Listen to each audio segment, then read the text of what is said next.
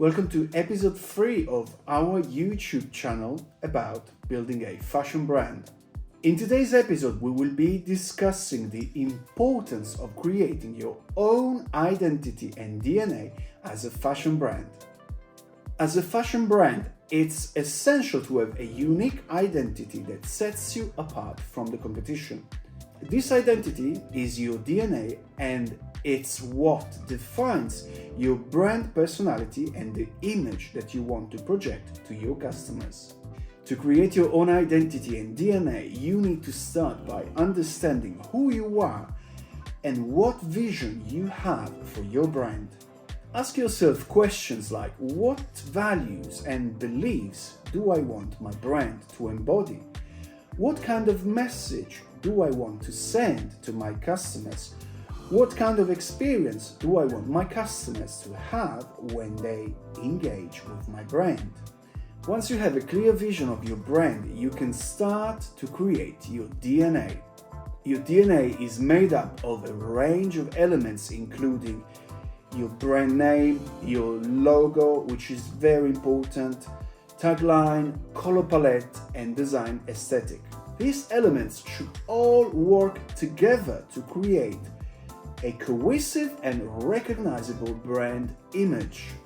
Another important aspect of creating your brand identity is understanding what kind of DNA you want to express with your brand. This means understanding the kind of style, tone, and vibe you want your brand to have and how you want to communicate this to your customers. Finally, it's essential to know where you want to be with your brand. This means having a clear idea of your target audience and the kind of products and services that will appeal to them. You should also have a plan for how you want to grow and evolve your brand over time. Right, so this is a very little intro, of course, about the ABC of, creating and running a fashion brand. Now we can delve deep into the nitty-gritty and talk about a few examples and a few brands that I've chosen for this video for you to have a better understanding of how the DNA and identity works and how you could apply this to your brand.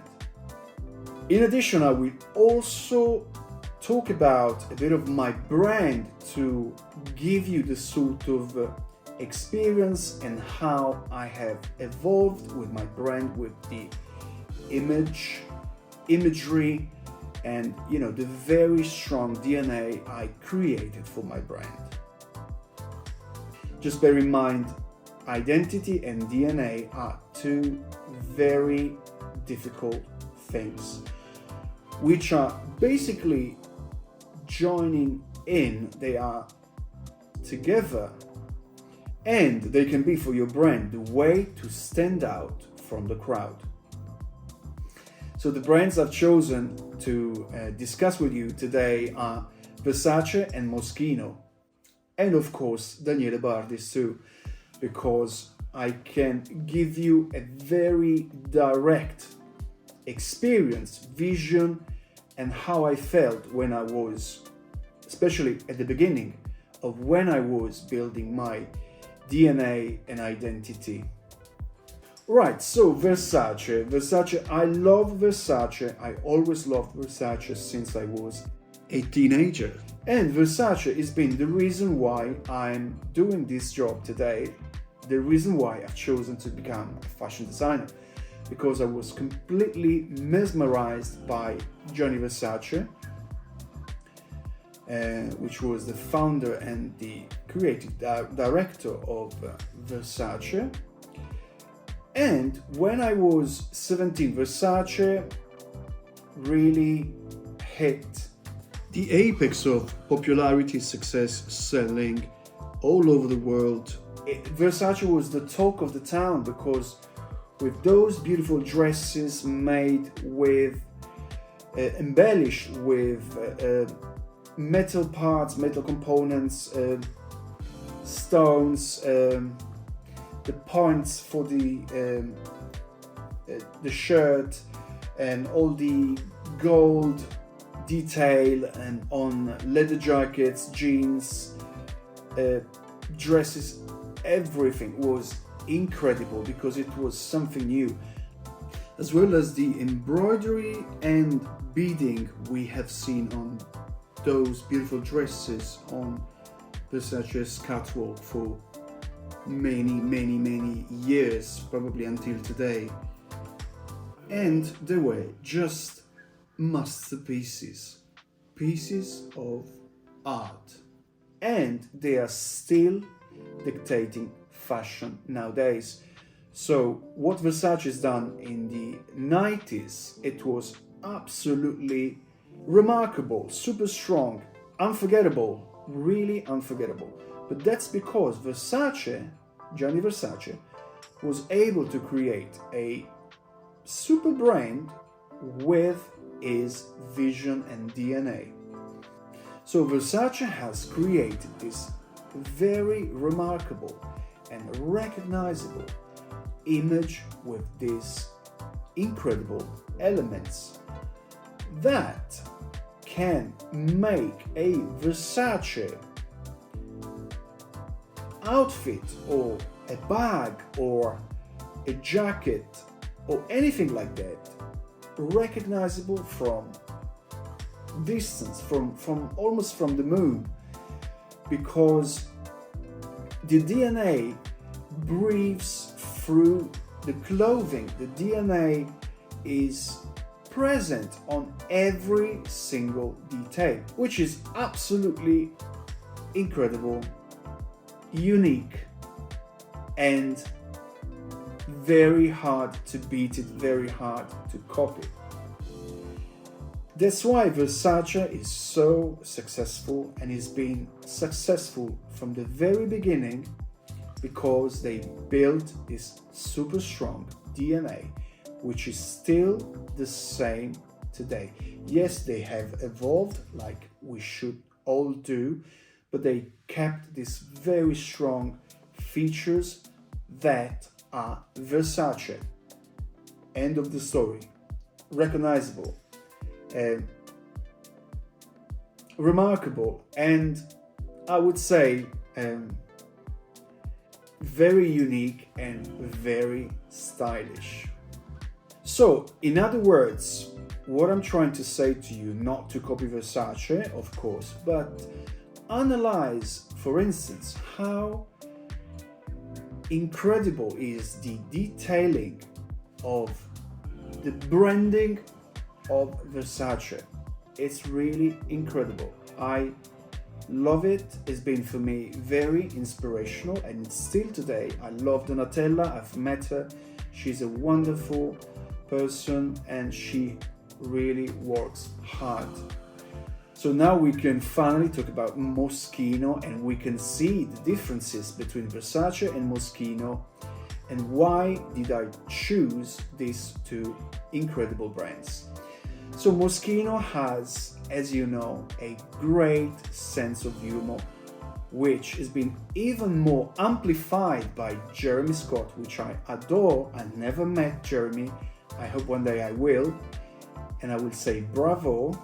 And Jeremy Scott, for the last 10 years, has been the creative director of Moschino, and he really catapulted Moschino to the moon, taking Moschino to absolute success. It's been the talk of the town for the last 10 years in fashion, of course, and everyone loves it, loved it, and they will still love it for the years to come, because what Jeremy has created, it's immense. So Moschino works in a way that its DNA and identity is based not necessarily like Versace on the Medusa. Well, of course they don't have the Medusa, they've got different sort of symbols. But Moschino is recognizable for different kind of things. Moschino is recognizable because Moschino is fun. So Moschino is capable to have a collaboration with McDonald's and create this beautiful line of sweaters, t-shirts, joggings, and so on, with this M in yellow of McDonald's, which I find extremely fun, extremely new because no one has done it before, and extremely Moschino, of course. But not only that, Moschino has put a chandelier on Katy Perry. Jeremy Scott has put Katy Perry in a dress which was not a dress, which was a burger. So that shows, of course, the sense of humor as well of Katy Perry, which I absolutely adore and I hope to dress her one day. It really shows at looking outside the box, really looking at creating something fun, something that is, is going to be on the press, is going to be all over the press. People are going to talk about the burger that Katy Perry has worn at the Met Gala and so on. So Moschino has this incredible sense of fashion, which you can spot especially when you see Moschino's runways, catwalks, when they put on models inflatable garments, or they dress somebody in some extravagant way that you would never ever wear. However, for the catwalk, it's important to create something memorable, something that is going to be, of course, on the press because it's so out of this world, it's so extravagant, and it's so fun as well. So definitely look at Versace and Moschino, but look at many other brands. But in this case, I would suggest to look at big brands for you to have a direction to follow when you gonna start to think about what you want to express, who you really are, and where you want to be with your brand. So as well, would be very beneficial if you make some time to check my website, my products, my bags, especially my bags, my leather jacket, my shoulder pads, and my Pinterest. And in addition, you will find a link below to see a tiny bit of my inspiration.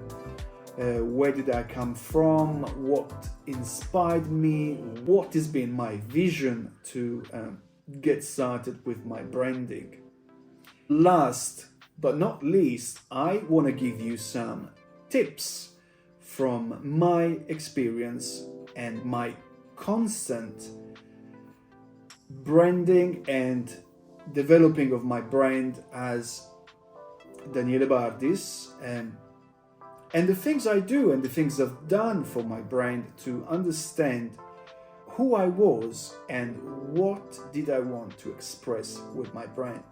My way for me to grow and evolve, and I'm still evolving and I'm still growing and I'm still working on my branding. I've got so much to do, and it takes so much time to build a brand, and it's so expensive as well. So of course my brand is a smaller brand and I do what I can with my team, of course, but mostly comes from my vision, mostly comes from my experience, because I am the perfect guide for my team, because my understanding is not only brand identity and DNA, but my understanding is A to Z. So the full process of creating fashion from the ideation to the final product.